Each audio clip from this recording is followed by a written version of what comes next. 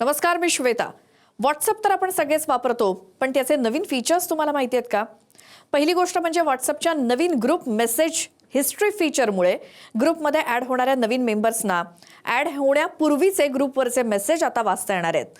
Group message history असं नाव त्याला देण्यात आलंय। त्यामुळे ग्रुप ॲडमिन्सना नव्या लोकांना ॲड केल्यानंतर मॅन्युअली मेसेज हिस्ट्री शेअर करायची गरज नाही। तर ग्रुप मेसेज हिस्ट्रीमध्ये ॲडमिन नवीन सदस्यांसोबत मागचे मेसेज म्हणजे जुने मेसेजेस हिस्ट्री शेअर करायची की नाही हे ठरवू शकतात। ते किती मेसेजेस फॉरवर्ड करायचे हे देखील ते ठरवू शकतात। किमान 25 मेसेजपासून सुरुवात करून ग्रुपच्या स्वरूपावरती ते अवलंबून असेल। त्यात कमी जास्त मेसेजेस सिलेक्ट करण्याची देखील सोय आहे। यामध्ये व्यावसायिक ग्रुप किंवा मग वैयक्तिक चॅट याचा देखील समावेश आहे। दरम्यान हे सगळे ग्रुप मेसेजेस हिस्ट्री फीचर ही गोपनीयता लक्षात घेऊनच तयार केलेलं हे फीचर आहे।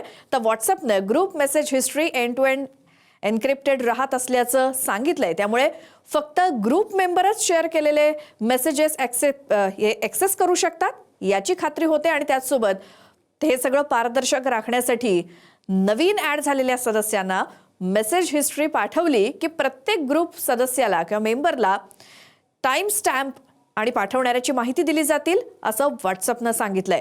त्यामुळे ग्रुप मेसेज हिस्ट्रीचा वापर हा जागतिक स्तरावरती सुरू झाला आणि लवकरच ते व्हॉट्सअपच्या अँड्रॉइड आणि iOS या दोन्ही ठिकाणी उपलब्ध होणार आहे। तर नवीन फीचर वापरण्यासाठी युजर्सना हे ॲप अपडेट करावं लागेल।